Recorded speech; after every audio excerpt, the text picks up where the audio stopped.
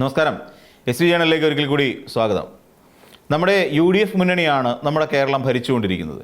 UDF മുന്നണിക്കുള്ളിൽ തന്നെ ഏറ്റവും പ്രധാനപ്പെട്ട പ്രബലമായ രണ്ടാം കക്ഷി എന്ന് നമുക്ക് പറയാൻ പറ്റുന്ന ഒരു രാഷ്ട്രീയ പാർട്ടി നമുക്കെല്ലാവർക്കും അറിയുന്നത് പോലെ തന്നെ നമ്മുടെ മുസ്ലിം ലീഗ് തന്നെയാണ്. അതോടൊപ്പം തന്നെ സമസ്തയുണ്ട്, ജമാഅത്തെ ഇസ്ലാമിയുണ്ട് എന്ന് വേണ്ട സകലമാന ഈ ന്യൂനപക്ഷ സംഘടനകളും ഇന്ന് UDFിനൊപ്പം തന്നെയാണ് നിലകൊള്ളുന്നത് എന്ന് നമുക്കറിയാം. നമുക്ക് മധ്യ കേരളത്തിലേക്ക് വന്ന ക്രിസ്ത്യൻ മിഷൻ അതൊക്കെ പൊയ്ക്കോട്ടെ, ക്രിസ്ത്യാനികളുടെ കാര്യമൊക്കെ പൊക്കോട്ടെ. എന്തായിരുന്നു VD സതീശൻ എടുത്തൊരു ട്രാക്ക്? ഇവിടെ CPM എന്ന് പറയുന്ന ഒരു രാഷ്ട്രീയ പാർട്ടിയും പിണറായി വിജയനും അതോടൊപ്പം തന്നെ MV ഗോവിന്ദ മാഷും എല്ലാവരും ഇവിടെ ന്യൂനപക്ഷ വിരുദ്ധരാണ് എന്ന് പറയുന്ന ഒരു നരേറ്റീവ് സൃഷ്ടിച്ചെടുക്കുക എന്ന് പറയുന്ന ഒരു വലിയൊരു കാര്യം ചെയ്തു. ഞാൻ നേരത്തെ ഇതിനു മുമ്പൊരു വീഡിയോ പറഞ്ഞ പോലെ കള്ളം പറഞ്ഞുകൊണ്ട് ആ രീതിയിൽ തെറ്റിദ്ധരിപ്പിക്കപ്പെട്ടു പൊതുജനത്തെ. അപ്പോൾ അതുകൊണ്ട് തന്നെ ഇവിടെ ന്യൂനപക്ഷ അവകാശ സംരക്ഷകരായി UDFിനെ അവരങ്ങ് കണ്ടു, ആ ന്യൂനപക്ഷം കണ്ടു. അവിടെയാണ് സംഭവം നടന്നത്. എന്ത് സംഭവിച്ചു? അവിടെ നമുക്കറിയാവുന്ന പോലെ വെള്ളാപ്പള്ളി നടേശൻ എന്ന് പറയുന്ന ഒരു SNDP യോഗത്തിൻ്റെ സംസ്ഥാന ജനറൽ സെക്രട്ടറി, പുള്ളിക്കാരൻ അദ്ദേഹത്തിൻ്റെ സ്വന്തം താല്പര്യ സംരക്ഷണാർത്ഥം കേരളത്തിൻ്റെ അവിടെ എവിടെയും മലപ്പുറംകാരെ ചീത്ത വിളിച്ചുകൊണ്ടും മുസ്ലിങ്ങളെ തെറി പറഞ്ഞുകൊണ്ടും നടത്തിക്കൊണ്ടിരുന്ന അനാവശ്യമായ പ്രതികരണങ്ങൾ, ഇതിലൊരു പക്ഷേ CPM മൗനം പാലിച്ചു എന്ന് വരെ പറഞ്ഞുകൊണ്ട് CPMൻ്റെ നാവായി ഈ വെള്ളാപ്പള്ളി നടേശൻ പ്രവർത്തിക്കുകയാണ് എന്നാണ് പറഞ്ഞത്. അതായത് CPM ഒരു മൃദുഹിന്ദുത്വ സമീപനം BJPയുമായി ഡീൽ ഉണ്ടാക്കിക്കൊണ്ടാണ് ഈ തെരഞ്ഞെടുപ്പിനെ നേരിടുന്നത്. അതുകൊണ്ട് തന്നെ CPMൻ്റെ ഒരു അനൗദ്യോഗികമായ അജണ്ടയായി ന്യൂനപക്ഷത്തെ നശിപ്പിച്ചു കളയുന്ന പരിപാടി എന്ന് ഇവരങ്ങ് ചിന്തിച്ചു. അല്ലെങ്കിൽ ആ രീതിയിലൊരു നരേറ്റീവ് ഈ നമ്മുടെ UDFിൻ്റെ ചെയർമാനും അതോടൊപ്പം പ്രതിപക്ഷ നേതാവുമായിരുന്ന VD സതീശനും കനകോലും കൂടെ അങ്ങ് തീരുമാനിച്ചു. അങ്ങനെ ഒരു തന്ത്രം നമ്മുടെ കേരളത്തിൽ മെനഞ്ഞു തുടങ്ങി. ഈ മെനഞ്ഞ തന്ത്രം കേരളത്തിൻ്റെ സാമൂഹ്യ മനസ്സിലേക്ക് എറിഞ്ഞു കൊടുക്കാനും തുടങ്ങി. അത് ഓരോ അവസരം കിട്ടുമ്പോഴും അതിനെയും സർവ്വമത സമ്മേളനമാണെങ്കിലും മതസൗഹാർദ്ദ വേദിയാണെങ്കിലും തങ്ങളുടെ ഉള്ളിൽ കിടക്കുന്ന മതവൈരത്തെ പുറത്തേക്ക് എത്തിക്കാനാണ് ശ്രമിച്ചത്. അതോടുകൂടി മലബാർ അടക്കമുള്ള മേഖലകളിൽ LDFിന് അനുകൂലമായി നിന്ന ന്യൂനപക്ഷ വോട്ടുകൾ പലതിലും ഒരു ചെറിയ മാറ്റമുണ്ടാകുന്നതിന് കാരണമായി തീരുകയും തീർച്ചയായും ആ വോട്ടുകളെല്ലാം UDFിലേക്ക് ഏകീകരിക്കപ്പെടുകയും ചെയ്തു എന്നുള്ളതാണ് പച്ചയായ യാഥാർത്ഥ്യം നമുക്ക് മനസ്സിലാക്കേണ്ടത്. എന്നാൽ ഇവിടെ നമ്മൾ ഇപ്പോൾ പുതിയ തലത്തിലേക്ക് എത്തുമ്പോൾ, അതായത് അധികാരത്തിലേക്ക് കയറിക്കഴിഞ്ഞപ്പോൾ അല്ലെങ്കിൽ അധികാരത്തിലേക്ക് കയറാനിടയായ സാഹചര്യങ്ങൾ കൂടി പരിശോധിക്കുമ്പോഴും അതിനുശേഷം നമ്മുടെ കേരളത്തിൽ UDF മന്ത്രിസഭ നടത്തിയിട്ടുള്ള മാറ്റങ്ങളെക്കുറിച്ച് ചിന്തിക്കുമ്പോഴും എവിടെയാണ് ന്യൂനപക്ഷങ്ങളുടെ അവകാശങ്ങൾ സംരക്ഷിക്കപ്പെട്ടത് എന്ന് ചോദിക്കേണ്ടി വരും, പച്ചയ്ക്ക് ചോദിക്കേണ്ടി വരും. അതേസമയം ആരാണോ VD സതീശൻ എന്ന് പറയുന്ന ഒരു നേതാവിനെ മുഖ്യമന്ത്രിയാക്കി മാറ്റുന്നതിന് വേണ്ട കരുക്കൾ നീക്കിയത്, അവർക്ക് അല്ലെങ്കിൽ ഉപകാര സ്മരണ എന്നുള്ള നിലയിൽ ഒരു നീക്കങ്ങൾ നടത്തുന്ന ഒരു മുഖ്യമന്ത്രിയെ നമുക്ക് കാണാൻ സാധിക്കും. നമുക്കറിയാവുന്ന പോലെ നിയമനങ്ങൾ തൊട്ട് നമുക്ക് പരിശോധിച്ച് നോക്കിയാൽ അത് അക്കാര്യം ബോധ്യപ്പെടില്ലേ?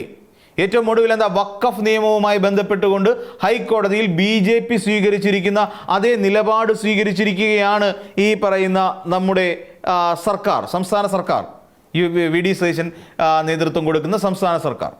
ഇതിനകത്തിലെ വിരോധാഭാസം എന്ന് പറയേണ്ടത്, ഇതിൽ മുസ്ലിം ലീഗിനും ഈ കാര്യത്തിൽ ചില ടെക്നിക്കാലിറ്റി പറഞ്ഞ് രക്ഷപ്പെടാൻ ശ്രമിക്കുകയാണ്. സമസ്തയ്ക്ക് ജിഫ്രി മുത്തുക്കോയ തങ്ങൾക്കൊക്കെ ഇതുമായി ബന്ധപ്പെട്ടുകൊണ്ട് ശക്തമായ എതിർപ്പും ഇക്കാര്യത്തിലുണ്ട്. അതായത് എന്താണ്, അമുസ്ലിങ്ങളെ വഖഫ് ബോർഡിനുള്ളിൽ തിരികെ കയറ്റുക, 2 പേരെ. ഇത് ആരുടെ തീരുമാനമായിരുന്നു? ശരിക്കും വഖഫ് നിയമം അല്ലെങ്കിൽ അമെൻഡ് ചെയ്യുന്നതിൻ്റെ ഭാഗമായി അവർ ചെയ്ത BJP സർക്കാർ ചെയ്ത ഒരു സംഭവം തന്നെയായിരുന്നു അമുസ്ലിങ്ങളെ തിരികെ കയറ്റുക എന്ന് പറയുന്ന ഒരു തന്ത്രം. ഇതിനെതിരെ ശക്തമായ പ്രതിഷേധങ്ങൾ നമ്മുടെ കേരളത്തിൻ്റെ നാനാഭാഗത്തു നിന്നും ഉണ്ടായി. അതുമാത്രമല്ല, നമ്മുടെ സംസ്ഥാന നിയമസഭയിൽ ഐക്യകണ്ഠേന ഈ നിയമ അമെൻമെൻറ്റിന് അല്ലെങ്കിൽ നിയമപരിഷ്കരണത്തിന് എതിർപ്പറിയിച്ചുകൊണ്ട് പരസ്യമായി പ്രമേയം പാസ്സാക്കുകയും ചെയ്ത നിയമസഭയാണ് കേരളത്തിലേത്. ഐക്യകണ്ഠേനയാണ് ആ പ്രമേയം പാസ്സാക്കിയത്. കേന്ദ്ര സർക്കാർ ന്യൂനപക്ഷ വിരുദ്ധതയാണ് ഇതിലൂടെ പുറത്തേക്ക് കാണിക്കാൻ ശ്രമിക്കുന്നത് എന്ന് പറഞ്ഞു. എന്നിട്ട് പിന്നീട് എന്ത് സംഭവിച്ചു? മുനമ്പം വിഷയം ഉയർത്തി കാണിക്കുന്നു. ആ മുനമ്പം വിഷയവുമായി ബന്ധപ്പെട്ടുകൊണ്ട് ഏറ്റവും അധികം നേട്ടമുണ്ടാക്കാൻ കഴിഞ്ഞ ഒരു രാഷ്ട്രീയ പാർട്ടി ഏതാണ് എന്ന് ചോദിച്ചാൽ അത് BJP ആണെന്നേ. വെറും 2 മണിക്കൂർ കൊണ്ട് പരിഹരിക്കുമെന്ന് പറയുന്ന പ്രശ്നം മണിക്കൂറുകൾ കഴിഞ്ഞിട്ട് പോലും ഇതുവരെ പരിഹരിക്കാൻ ആരെ കൊണ്ട് സാധിച്ചില്ല? VD സതീശൻ എന്ന് പറയുന്ന മുഖ്യമന്ത്രിയെ കൊണ്ട് കഴിഞ്ഞില്ല. വളരെ നിസ്സാരം എന്ന് പറഞ്ഞതാണ്. നിസ്സാരമായി പ്രശ്നം പരിഹരിക്കും. VD സതീശൻ ഇക്കാര്യത്തിൽ മൗനം? ആരെയാണ് വി ഡി സതീശൻ സംരക്ഷിക്കാൻ ശ്രമിക്കുന്നത്? ന്യൂനപക്ഷത്തെയാണോ അതോ മറ്റ് മുനമ്പത്ത് സമരമിരിക്കുന്നവരെയാണോ? വഖഫിനെയാണോ? എന്തിനാണ് വഖഫ് ബോർഡിൽ അതായത് ഈ പറയുന്ന ഹൈക്കോടതിയുടെ മുന്നിൽ എന്തുകൊണ്ടാണ് നമ്മുടെ കേന്ദ്ര സർക്കാർ കൊടുത്ത അതേ തീരുമാനം വി ഡി സതീശൻ പറയുന്നത്? ഇത് മൊത്തം പൊളിച്ചെടുക്കണം എന്നുള്ള നിലയിൽ നിന്നുകൊണ്ട്.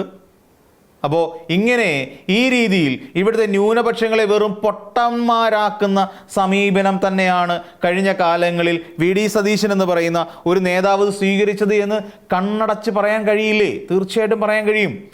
അപ്പം ഈ നമ്മൾ നോക്കിയാൽ മനസ്സിലാവും ഇവിടെ കൃത്യമായി നടക്കുന്നത് എന്താ പറയുക, കൃത്യമായി ഇവിടെ കൊണ്ടുപോകുന്നത് ഇവിടെ സംഘപരിവാർ പ്രീണന അജണ്ടയാണ് എന്ന് നമുക്ക് പറയേണ്ടി വരും. കാരണം എന്താണെന്ന് ചോദിച്ചാൽ കഴിഞ്ഞ ദിവസങ്ങളിൽ ആ പറയുന്ന മുഖ്യമന്ത്രിയുടെ ഓഫീസിൽ നടക്കുന്ന ചെറിയ ചെറിയ കാര്യങ്ങൾ എടുത്ത് പരിശോധിച്ചാൽ മതി.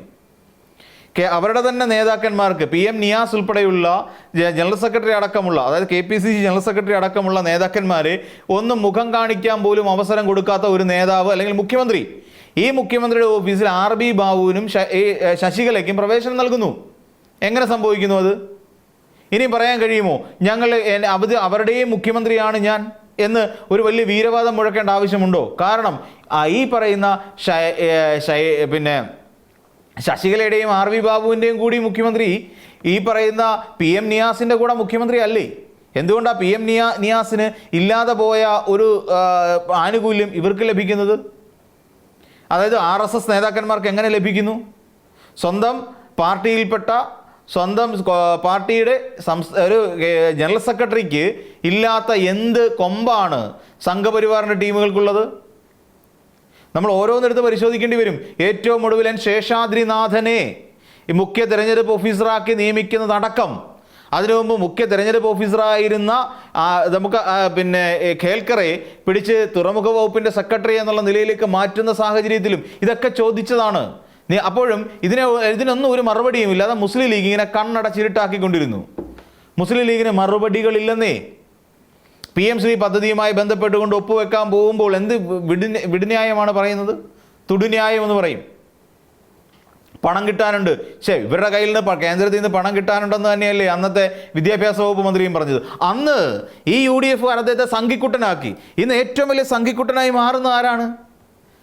ഇത് മനസ്സിലാക്കേണ്ടത് ഒരുപക്ഷെ മുസ്ലിം ലീഗിന് മനസ്സിലാവുമോ എന്നറിയില്ല.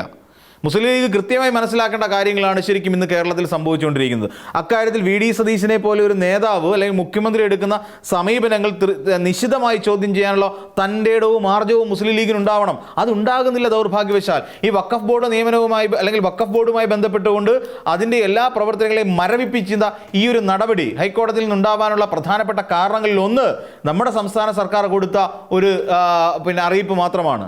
കേന്ദ്ര സർക്കാരിൻ്റെ കൂടെ നിന്നു. അപ്പം നമ്മൾ എടുത്ത് പരിശോധിച്ച് നോക്കിക്കോളൂ, ഏത് കാര്യത്തിലാണ് വി ഡി സതീശൻ എന്ന് പറയുന്ന മുഖ്യമന്ത്രി കേരളത്തിൽ വളർന്നു വന്നുകൊണ്ടിരിക്കുന്ന സംഘപരിവാർ നയങ്ങൾക്കെതിരായി ഒരു ചെറുവിരലനക്കിയത്? നമുക്ക് അങ്ങനെ തീർത്ത് പറയാൻ കഴിയുമോ? ഒരിടത്തും പറഞ്ഞിട്ടില്ല. അതേസമയം നമ്മുടെ ന്യൂനപക്ഷങ്ങളെ കണ്ണിൽ നോക്കി ചിരിച്ച് പൂക്കിച്ചിരി ചിരിച്ചുകൊണ്ട് വഞ്ചിച്ച ഒരു മുഖ്യമന്ത്രി ഉണ്ടെങ്കിൽ ആ മുഖ്യമന്ത്രിയുടെ പേര് സംശയിക്കേണ്ട, നിങ്ങൾ ധൈര്യമായി എഴുതി വെച്ചോളൂ എന്ന് പറയാം. വി ഡി സതീശൻ എന്ന് തന്നെ ആയിരിക്കും. അപ്പോൾ സ്വന്തം ഘടകകക്ഷികളെ പോലും തേച്ചൊട്ടിച്ച ഒരു മുഖ്യമന്ത്രിയായി വി ഡി സതീശൻ വരുന്ന ആളുകൾ എഴുതപ്പെടുകയും ചെയ്യും. അപ്പോൾ മറ്റൊരു വീഡിയോയുമായി നമുക്ക് വീണ്ടും കാണാം.